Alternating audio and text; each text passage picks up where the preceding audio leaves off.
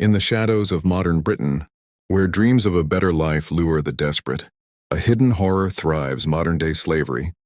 This is the chilling true story of Rajesh Kumar, a 24-year-old from a small village in Punjab, India, who dared to chase opportunity in the UK, only to be swallowed by one of Britain's most ruthless slave gangs. Rajesh sold his family's land to pay shady agents who promised a legitimate hotel job in London with good wages and a bright future. Full of hope, he boarded the plane in 2022. But when he landed at Heathrow, no hotel representative waited. Instead, two cold-eyed men in tracksuits grabbed him, bundled him into a van, and drove north for hours. "Just temporary arrangements," they muttered. The arrangements were a nightmare. He was taken to a cramped, terraced house in the West Midlands, already packed with 20 other men, Indians, Pakistanis, Bangladeshis, all wide-eyed and silent. His passport and phone were snatched immediately. The gang leader, a British-born man of Pakistani descent called Boss Khan, smirked as he explained the rules. "You owe us $25,000 for bringing you here safely. You work until it's paid. No police, no running. Or your family back home pays the price." Days blurred into endless torment. Rajesh and the others were driven to dangerous construction sites. Before dawn, scaffolding in the rain, no safety gear, 16-hour shifts lifting heavy loads under constant threats. Injuries were ignored. Complaints earned fists and boots in the dark. At night, they were locked in the house, sleeping on filthy mattresses, fed scraps. The air reeked of fear and sweat. Whispers spread of men who disappeared after speaking out, never seen again. But something burned inside Rajesh that the gang couldn't extinguish: rage. As he lay in the darkness listening to muffled cries, he silently vowed not just to escape, but to make them suffer. He began memorizing faces, car plates, drop-off points. Unknown to him, his quiet defiance would soon ignite the biggest police hunt for a modern slavery ring in recent British history. Months turned into a suffocating hell for Rajesh. The gang's grip tightened like a noose. Boss Khan's enforcers patrolled the house with knives hidden in their jackets, whispering threats in broken Punjabi to keep the men in line.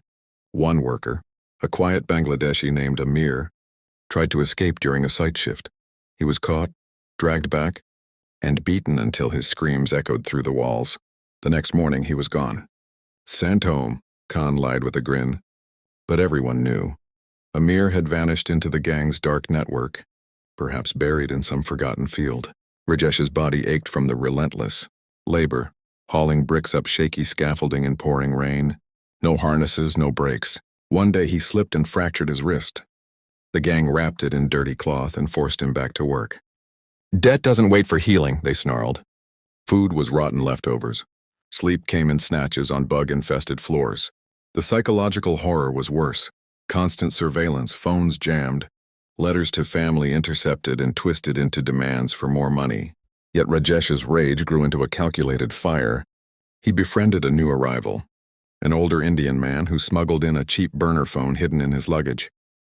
Risking everything, Rajesh used it at night, memorizing numbers from overheard conversations. He noted delivery vans, safe houses in Birmingham suburbs, even Khan's luxury car plates. One stolen moment, he texted anonymous tips to a UK modern slavery helpline he'd seen on a faded poster at a site. The breakthrough came unexpectedly. In late 2023, during a routine police check at a construction site sparked by rising reports of exploitation in the Midlands, officers noticed the workers' fear. Rajesh caught an officer's eye and mouthed, "Help." That whisper unleashed Operation Shadow Chain, a massive raid involving the National Crime Agency and local forces. Dawn broke with armed police storming the houses. Khan and his lieutenants were arrested mid-boast. But as Rajesh was freed, his eyes locked on Khan's defiant glare. Escape wasn't enough. The seeds of revenge had taken root. Rajesh vowed to testify, to dismantle the empire, and one day ensure they felt the same helplessness. To be continued in Part 3, The Trial and Retribution.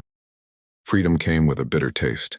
After the dramatic raids in early 2024, Rajesh and the other survivors were taken to safe houses run by the Salvation Army and anti-slavery charities. For the first time in over a year, he slept without fear of boots kicking him awake. Yet nightmares haunted him. Amir's screams, the cold glint in Boss Khan's eyes, the faces of men who never made it out. The Crown Prosecution Service built an ironclad case.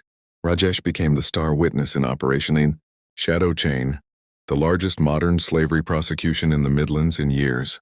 In the witness box at Birmingham Crown Court, he faced Khan again. The gang leader, once untouchable in his designer tracksuit, now sat cuffed in a gray prison jumpsuit, staring with pure venom. Rajesh didn't flinch. He recounted every beating, every threat, every forced labor shift in chilling detail. Jurors wiped tears as hidden recordings, smuggled evidence from another victim played, Khan laughing about breaking the workers. The verdict was swift. Guilty on all counts: human trafficking, forced labor, money laundering. Khan received 18 years. His lieutenants got 12 to 15. The judge called it medieval barbarity. Hidden in plain sight on British streets. Assets were seized. Luxury cars, properties bought with blood money, and compensation ordered for the victims. But justice felt incomplete to Rajesh. Some mid-level enforcers vanished before arrest, rumored to have fled to Pakistan. Whispers reached him through the South Asian community. Threats against his family back in Punjab if he ever spoke publicly again. The horror wasn't over. Now living under a new identity in northern England, Rajesh works with the Gang Masters and Labor Abuse Authority, training police and inspectors to spot the signs others miss. Yet at night he still writes names in a private notebook, the ones who escaped. Revenge no longer burns wildly. It has cooled into something sharper, patient. He knows one day the remaining shadows will surface, and when they do, he'll be ready, not with violence, but with the quiet, unstoppable force of a survivor who refuses to let the darkness win. This is the hidden face of modern slavery in Britain, and the unbreakable spirit that fights back. Years passed, but the shadows never fully lifted. By 2025, Rajesh, now known as Ravi, under his new identity, had built a quiet life in Manchester. He worked as a community outreach officer for an anti-trafficking charity, speaking at schools and mosques about the hidden signs of modern slavery. His testimony had helped secure longer sentences after appeals failed, and compensation finally trickled in. Yet the nightmares persisted. The stench of that overcrowded house, Amir's final scream, Khan's venomous courtroom stare. Then in October 2025, a tip reached the National Crime Agency. One of Khan's escaped lieutenants, a brutal enforcer called Jawad, had resurfaced in Lahore, Pakistan, boasting online about rebuilding the network, recruiting fresh victims with promises of UK jobs. Intelligence suggested he was planning a return, using new routes through Europe. Rajesh's blood ran cold when police showed him the photo. Jawad, the man who had personally broken his wrist and dragged Amir away, was free, untouchable across borders. Extradition was slow, complicated by diplomatic tensions. Justice seemed stalled once more. But Rajesh refused to hide. Working closely with detectives and Interpol contacts he'd built over years, he volunteered to go undercover online. Using encrypted channels, he posed as a desperate job seeker from India, feeding false hope to Jawad's recruiters. Bit by bit, he gathered evidence, voice notes, bank details, new safe house addresses in the Midlands.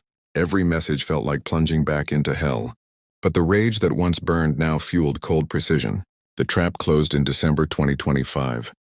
A joint UK-Pakistan operation, sparked directly by Rajesh's intelligence, led to Jawad's arrest at Lahore Airport as he boarded a flight to Dubai, the first leg of his return. Raids followed in Birmingham, uncovering a reborn cell with 5 new victims already trapped. As news broke of the arrests, Rajesh stood outside the court where it all began years ago. No longer a victim, he had become the hunter. Khan rotted in prison.